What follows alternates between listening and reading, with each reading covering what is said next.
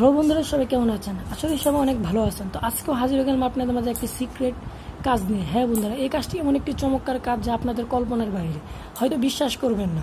এবং ধৈর্য সহকারে যদি ভিডিওটি ফুল দেখুন তাহলেই বুঝতে পারবেন যে আমাদের ভিডিওর ভিতরে কী আছে। তাছাড়া আমাদের থাম দেখে বুঝে ফেলছেন যে আমরা কী বিষয়ে কথা বলবো।